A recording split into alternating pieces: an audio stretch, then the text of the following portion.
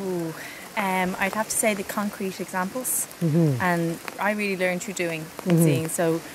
being in the actual environment that we're learning about, and the techniques of the games for children, to really show them what we're doing and encourage them how to do it, and not to overkill with the info on how we're doing it, but just really to bring them with you on the journey, to learn it together, kind of, even though maybe obviously the teachers already know it, but you're kind of relearning each time. So it's lovely. Very relaxing and calming, and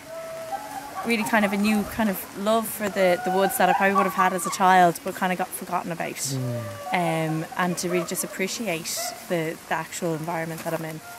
On a personal level, I'm going to use it with my own family and try to really have great moments when we're not in work, and then in my working environment, I'm already in a preschool that does from 2.5-year-olds up to 12-year-olds, and we're going to incorporate it into our curriculum. It would be a very slow process, obviously, so we'll start with a pilot group and make it an area in our land that has about 21 trees around it as our kind of our sit spot on our area, and then really build on it from there and really try to fully incorporate it into their daily routine, so that the children are experiencing the woods to the extent that they can in our facility, and then hopefully eventually go on trips with them to the woodland nearby, or but really start with our base first and getting the children to just be in the nature apart from just running up and down in it.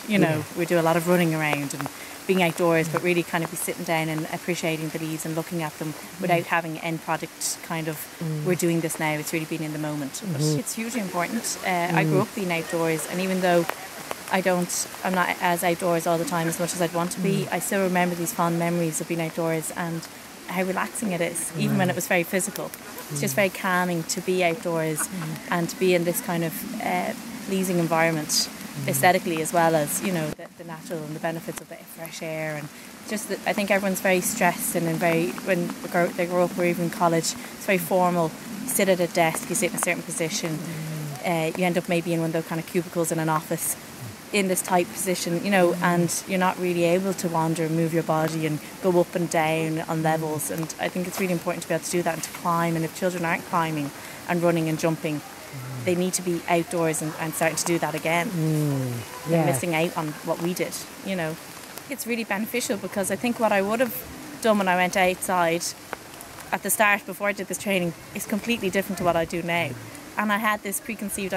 notion, I suppose, of this is what I do in the woods, but it was very basic, and I kind of forgot about the creativity that obviously we had inside us that we kind of have blanked out. And I would have been very much more, even though I'm not a structured person, but in an environment I'm not used to, very structured and limited in what we would have done. But I think really just being more open to it now after the training, and realising I'll make my boundary and we'll explore that, and that it's safe to explore that in that kind of controlled environment, but free at the same time.